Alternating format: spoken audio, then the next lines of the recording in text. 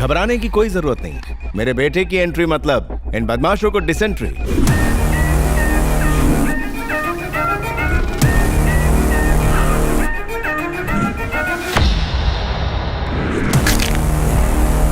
कौन है रे तू?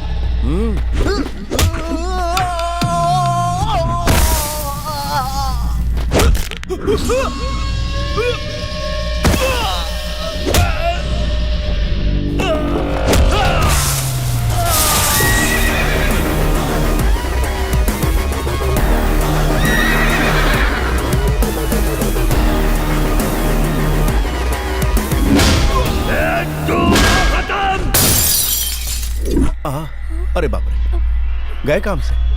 अब इनका क्या होगा?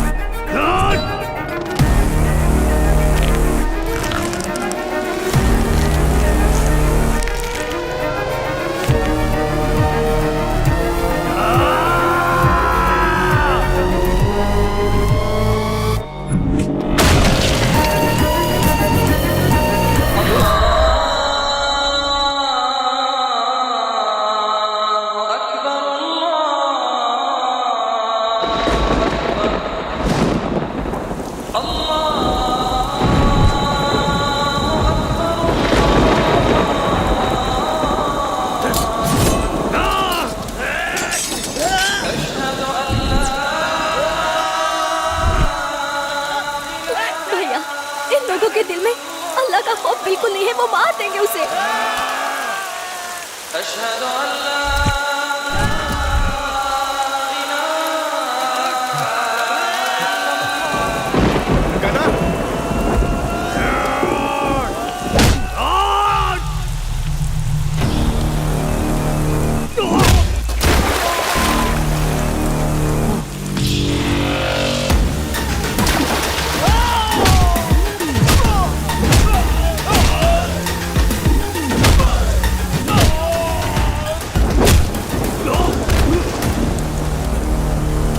तू मुझे मार रहा है?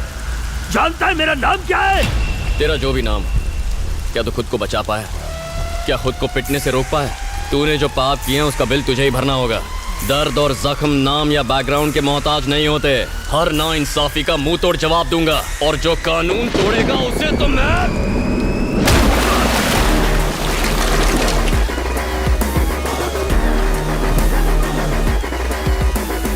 अरे बहन जी, कोई जरूरत नहीं, बिल्कुल मत घबराइए। ओके बेटा, तुम्हें चोट तो नहीं लगी ना?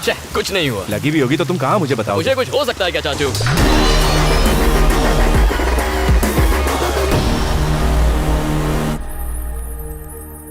जयप्रकाश, तुमने अपने लोगों का भला करने के लिए और गांव में विकास के काम शुरू करने के लिए नौकरी से वॉलंटरी रिटायरमेंट लिया।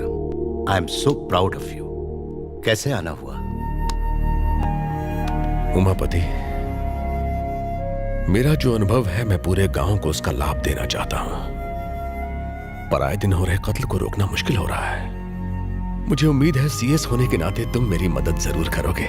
क्या कहा? कत्ल? कौन करवा रहा है? विक्रम धनुष।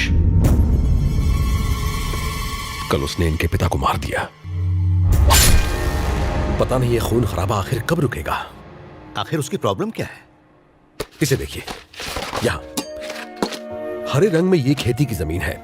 1000 परिवारों के लिए जीवन का आधार है, लेकिन वो लोग ऑयल रिफाइनरीज के लिए यहां पाइपलाइंस बिछाना चाहते हैं। ऑयल कंपनी से करोड़ों रुपए एडवांस में ले चुके हैं और खेती की जमीन खरीदना चाहते हैं। किसान अपनी थोड़ी जमीन सैक्रिफाइस करने को तैयार हैं। डेवलपमेंट हो तो कोई प्रॉब्लम नहीं, रोड, हॉस्पिटल, स्कूल, एयरपोर्ट बनाओ, कुछ भी। ऐसे कामों से गांव का विकास होता है, आने वाली पीढ़ियों को उससे फायदा होगा। वो तो अपने घर छोड़ने को तैयार है, पर हाँ, विकास का काम होना चाहिए। लोग अपनी जमीन उन कंपनीज को क्यों दे जो सिर्फ अपना फायदा देख रही हैं? अगर हमने उनकी बात मानी तो गांव की मिट्टी, वहां का हवा, पानी सब कुछ प्रदूषित हो जाएगा। दुख की बात तो यह है कि सीएम का बेटा इन सब प्राइवेट ऑयल कंपनीज का हिमायती बना बैठा है। बस इसी वजह से कोई हमारी मदद नहीं करना चाहता। इसमें मैं कुछ नहीं कर सकता। मेरी राय मानो तो उस आदमी से दूर रहो। तुम्हें लगता है सीएम की वजह से लोग चुप हैं? ऐसा नहीं है। असली पावर सीएम के बेटे में है। और तो और तुम यहां पर आए हो, इसकी जानकारी उस तक पहुंच चुकी होगी। वो किंग नहीं, किंग मेकर है। खैर चिंता मत करो, मुझसे जो होगा मैं करूंगा। पब्लिक की नहीं, अपने बारे में सोचो। वैसे अपनी बेटी के बारे में कुछ सोचा है तुमने? हाँ। बिन माँ की बच्ची है, उसकी जिम्मेदारी अब तुम पर ही है। बस कोई अच्छा लड़का मिल जाए। ठीक है, मेरे साथ तुम घर चलो। माफ कीजिए, अभी इनके साथ आया हूं, फिर कभी आऊंगा। और बताइए, भाभी कैसी हैं?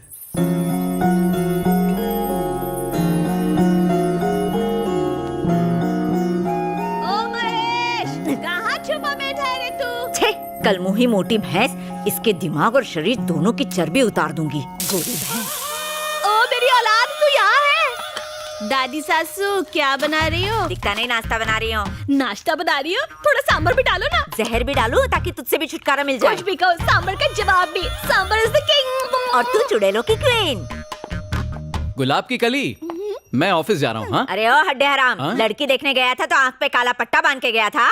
कलर और वजन देख के फिसल गया होगा, जो इस आटे की बोरी को हमारी गर्दन पे रख दिया। आपकी तकदीर तो अच्छी है, मेरी तो गई गुजरी है। तेरे को क्या तकलीफ? मैंने एक शर्त रखी थी कि ससुराल में खड़ूस दादी नहीं चाहिए, पर जब मैं यहाँ आई और मैंने आपको देखा तो मैंने कहा मैं ये शादी नहीं करूँगी। इतना नाक लगा रही थी तो क्यों की शादी? इन्होंने झूठ बोला ना। क्या झूठ बोला रे? इन्होंने मुझसे कहा आप 6 मंथ्स में टपक जाएगी, पर ये देखो 9 साल हो गए। मेरे मरने की राह देख रहा है? देसी घी खाया है मैंने। मेरे बेटे को किसी की नजर ना लगे, सारी पूरी नजर लग जाए।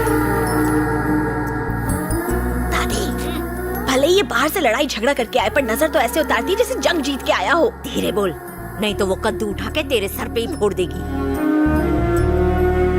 गणेश मेरे बड़े बेटे की औलाद है, लेकिन ये दोनों इसे अपना बेटा मानते हैं। इसके प्यार में कमी ना रह जाए, इसलिए अपनी औलाद नहीं होने दी। बाप रे पापा।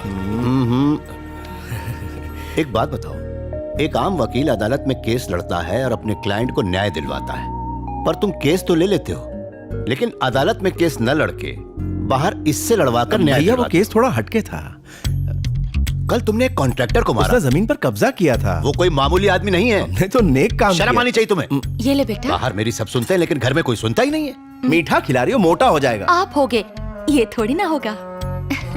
लड़ाई करके आया है ना, पी लेना। थैंक यू ऐसा आंटी। लगता है जैसे दाढ़ी यात्रा से आया है।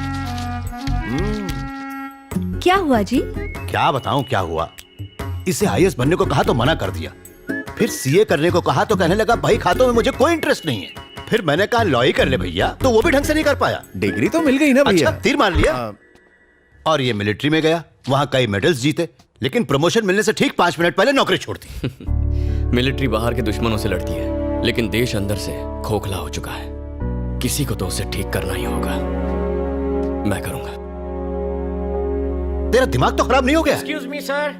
आ गया। नमस्ते सर। नमस्कार। नमस्ते सर। नमस्ते। तुझे हिब्रू भाषा में कहूँ? नमस्ते। अरे पद्मा आ गई, चल सांभर खिलाती हूँ, चल। बिल्कुल सही समय पर आए हो। 10 सालों से तमाशा फ्री ऑफ चार्ज देख रहे हो। 25 साल तक गधे को चने खिलाओ तो भी वो घोड़ा नहीं बन पाएगा। एक पंक्चर टायर में कोई हवा भर सकता है क्या? ऐसा ही इसका हाल है। इसे एग्जाम हॉल में किताब भी पकड़ा दो तो भी ये पास नहीं हो पाएगा। अगर मिट्टी में पानी डाला जाए तो सिर्फ कीचड़ ही बनेगा ना। कुम्हार उससे मटकी ना बना दे तब तक सिर्फ गंदगी ही करेगा। गूगल बाबा का सौतेला चेला हूँ, इसीलिए सबकी खबर रखता हूँ। सच की डकार अपने आप निकल आती है। यू कंटिन्यू, इससे कोई फर्क नहीं पड़ता। सर सर सर प्लीज इसे नाकारा मत कहिए, इसे बुरा लगेगा, खासकर जब ये सच में नाकारा हो। कुछ ढेठ लोग बुरा भी नहीं मानते। और अरे दुखी मत होइए, आप लकी है कि आपका बेटा आपकी इतनी रिस्पेक्ट करता है। अभी 3-4 दिन पहले की बात है, मेरे घर के सामने 15वीं या 16वीं सिगरेट पी रहा था। उसी वक्त आपकी कार को आते देखा, इसने उसी वक्त सिगरेट नीचे फेंक दी और फिल्मी स्टाइल से सिगरेट को पैर से बुझा दिया। मेरे गार्डन से तुलसी के पत्ते तोड़कर बकरी की तरह चबाने लगा।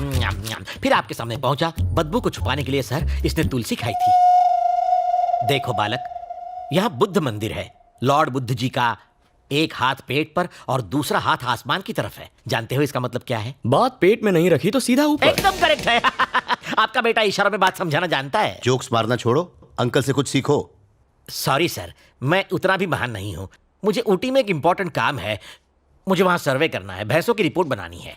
मेरी वाइफ को लाया हूँ, प्लीज उसे इसके साये से भी दूर रखिए। मैं उससे मिलकर निकलता हूँ। क्या बात है पद्मा, इतना मुंह क्यों लटका रखी है? पति टूर पर जा रहा है इसलिए? अरे वो महेश की तरह छोटा बच्चा थोड़े है ना, बुढ़ा हो चुका है, बॉडी पर तो झुर्रियां भी हैं, टकला भी हो गया है। तो वो घर पर रहे या बाहर, तू उसके लिए अपनी जवानी क्यों बर्बाद कर रही है? इधर कान ला, वो पका हुआ आम कभी भी टपक सकता है, किसी और को क्यों नहीं ढूंढती? इज्जत का फालूदा। ऐसा मत बोल, मेरे पति परमेश्वर हैं। ए पागल है क्या? मैं कौन सा कह रही हूँ कि इस बुड्ढे से तलाक ले ले। समझा कर, एक घर के अंदर एक घर से बाहर। सत्यानाश, वो भी गुजर जाएगी। थोड़ा कम खाया कर, नहीं तो अपनी किसी के सामने अपने बेटे की बेइज्जती करना अच्छी बात नहीं। अरे सूख जाएगा। गणेश इधर आओ। जी पापा। तुम जयप्रकाश अंकल को जानते हो ना? कुछ याद है तुम्हें? IAS थे जिन्होंने वॉलंटरी रिटायरमेंट हाँ, ली। हाँ, हाँ। उनकी एक बेटी भी है। अपने चाचा के साथ जाओ और उस लड़की को देख लो। पापा मैं नहीं जाऊंगा, आप सब चले जाओ। मैं इसलिए तुम्हें भेज रहा हूँ कि लड़की तुम्हें देख के पसंद करे। हाँ? तुम्हारी रजामंदी जरूरी नहीं है। फिर से बेइज्जती। आप टेंशन क्यों लेते हो भैया? अपना गणेश वहाँ बहुत बड़ा झोल करके आएगा। क्या बक रही है रे? हाँ दादी सासू, अपना गणेश कभी किसी को पसंद नहीं आएगा। ये तो रिजेक्टेड पीस है ना?